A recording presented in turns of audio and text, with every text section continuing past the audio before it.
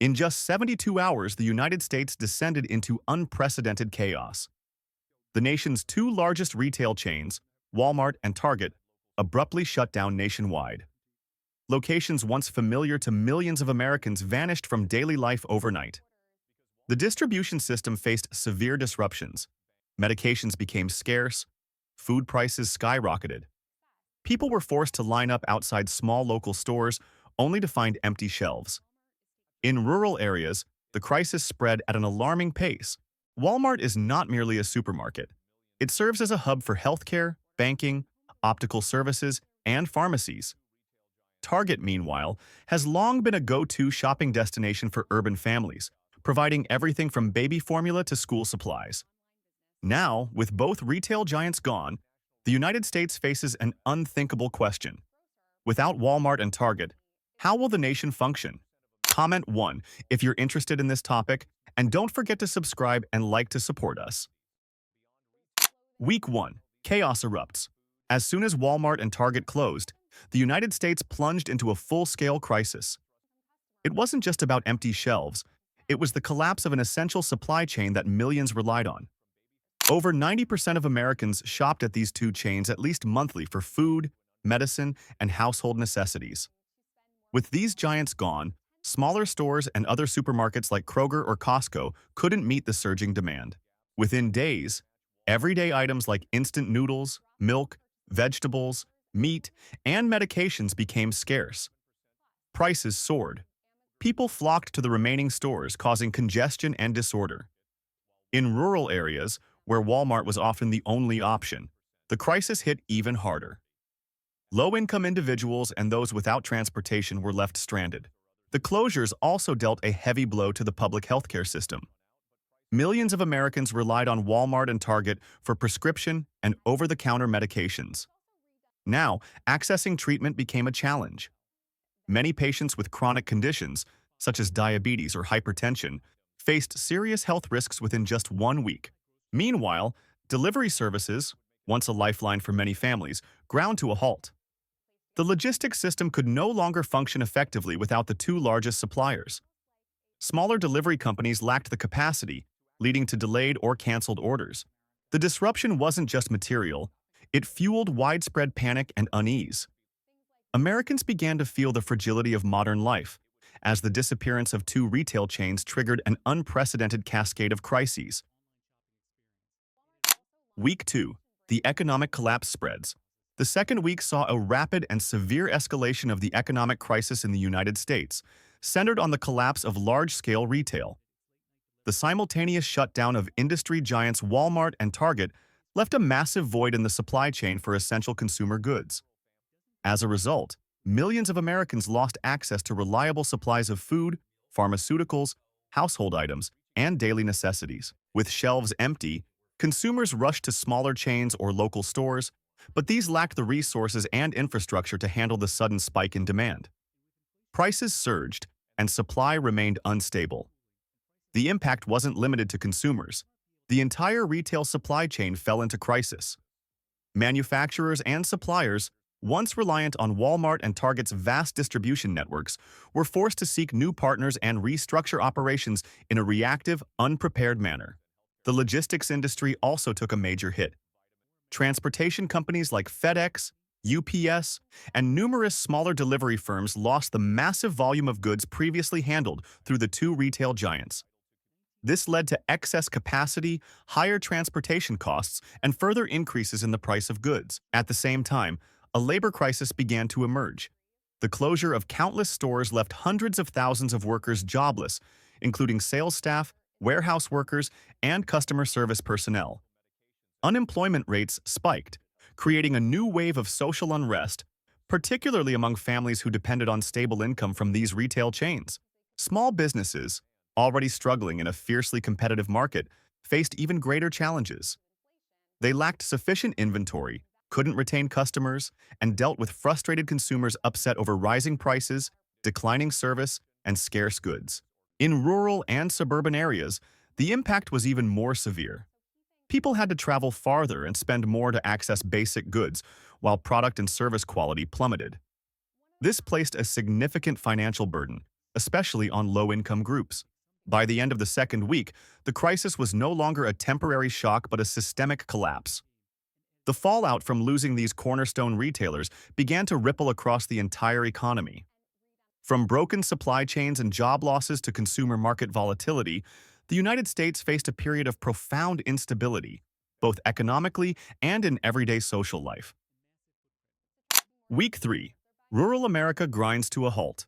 As the crisis entered its third week, the cascading consequences of Walmart and Target's nationwide closures became starkly evident across all facets of life, particularly in rural areas.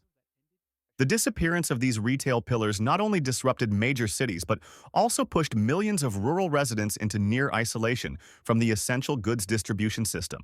In urban areas, people began to feel the inconvenience acutely.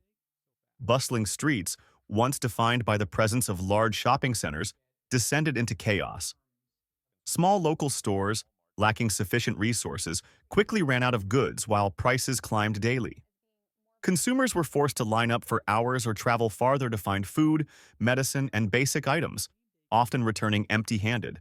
The situation in rural areas was far more severe. Already limited in retail options, rural communities relied almost entirely on nearby Walmart and Target stores.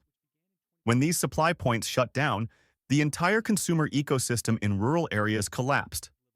Local stores, with their small scale and limited supply, couldn't meet the surging demand. Many places ran out of goods entirely or were forced to raise prices beyond what most residents could afford. Beyond the shortage of goods, transportation became a major barrier. Large-scale logistics systems, delivery trucks, distribution hubs, and synchronized supply networks were nearly paralyzed. Smaller companies couldn't fill the void left by the retail giants, leaving goods unable to reach remote areas. Rural residents had to travel dozens of kilometers to buy basics like rice, milk, or cold medicine, often returning with nothing. Alongside this, social tensions began to rise. Stress mounted, and anxiety gripped many communities, especially in low-income areas. Families started hoarding goods, exacerbating the shortages. The situation at rural pharmacies and healthcare facilities was alarming. Medications, medical equipment, and supplies were scarce. Patients went untreated, and with winter approaching, the risk of respiratory disease outbreaks loomed. More troubling, small protests and gatherings began erupting in some areas.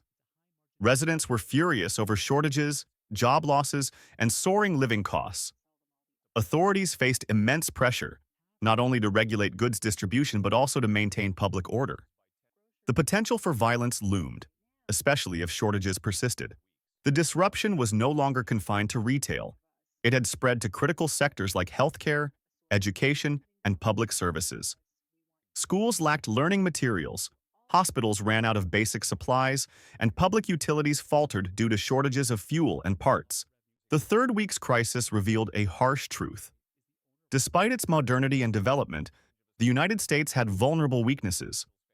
Wealthier communities could cope better with their resources, but the majority of the population, especially those in remote areas, faced a comprehensive crisis, both material and psychological. Week 4. The crisis spills beyond economics into society and politics. Entering the fourth week, the accumulated effects of the prior 3 weeks were no longer simmering but erupted into a full-blown crisis. No longer limited to supply issues, the economy now triggered a wave of disorder that swept across the United States, striking at the core of society and politics. Public trust in the system was severely shaken. People weren't just struggling to find essential goods, they began asking bigger questions. Could daily life continue? As the sense of security vanished and the government's response came under scrutiny, political instability quickly surfaced. In major cities like New York, Los Angeles, and Chicago, the atmosphere shifted dramatically. Many small stores hired security to combat rising theft and vandalism. Despite increased police presence, authorities couldn't control all the hotspots. In crowded neighborhoods, scenes of people scrambling for goods became common, even in broad daylight. City relief warehouses depleted their stocks within hours of distribution. People lined up for miles, many in despair, unsure when the next aid would arrive. The social welfare system was overwhelmed. Families relying on programs like SNAP or WIC, faced dire straits. They had benefits but nowhere to use them, as stores stood empty. An urgent USDA report revealed that by the fourth week, over 65% of SNAP-reliant households in states like Missouri, Arkansas, and Oklahoma couldn't access sufficient food. Before the crisis, this figure was just 18%. The widening wealth gap fueled politically charged outrage. In many areas, residents began organizing community-run distribution centers, supported by small businesses or well-off individuals. While humane and reflective of self-reliance, these efforts couldn't meet the growing daily demand. Amid the prolonged crisis, extremist ideologies gained traction. On social media, heated debates raged. Some blamed corporations for creating a vulnerable distribution system. Others argued the federal government was too slow, leaving citizens in chaos. Protests erupted nationwide, from urban centers to once quiet rural areas. Slogans like "Bring Back Walmart" and "No Target, No Future" dominated rallies. Some protests remained peaceful, but many escalated into violence. Groups attempted to raid warehouses and government offices, hoping to find leftover supplies. Faced with chaos, politicians were caught in a dilemma. Congress held emergency hearings to find solutions. Proposals emerged to invoke the National Emergencies Act to repurpose Walmart and Target warehouses as state-run distribution centers. However, logistical hurdles delayed progress. With the backbone of the supply chain, Walmart and Target, severed, distribution was nearly paralyzed. The U.S. economy continued its decline. The Bureau of Economic Analysis reported a GDP drop of nearly 1.8% in the fourth month, the steepest since the 2020 COVID-19 crisis. Unemployment surged rapidly. Workers in the Walmart and Target ecosystems, cashiers, drivers, and warehouse staff, lost jobs en masse. By the fourth week, unemployment reached roughly 600,000, many without insurance due to the crisis's suddenness. The U.S. stock market reacted negatively. Retail, logistics, and consumer goods stocks plummeted. Indices like the Dow Jones and S&P 500 fell for 3 consecutive sessions. Foreign investors pulled capital from domestic funds, temporarily weakening the U.S. dollar, raising import costs, and driving up living expenses. In society, skepticism permeated everywhere. The middle class began stockpiling food, preparing as if for a prolonged war. Instability stemmed not just from material shortages, but from a loss of faith in the future. Comment 6 if you've experienced this situation and feel growing unease in daily life. Share your thoughts to help us better understand the ongoing reality.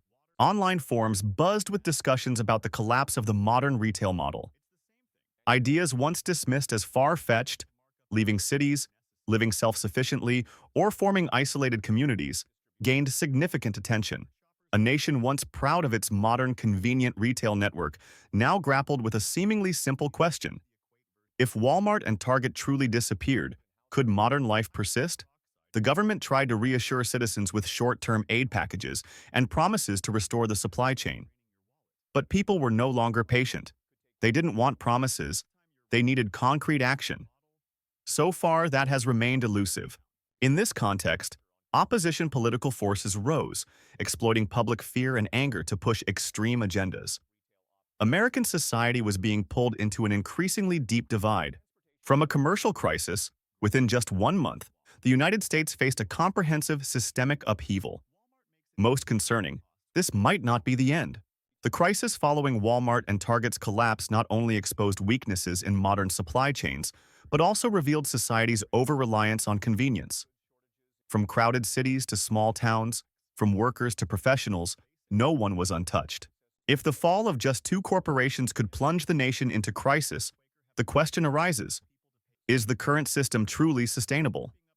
Clearly, rebuilding is necessary, but how to avoid repeating these mistakes? The answer isn't simple.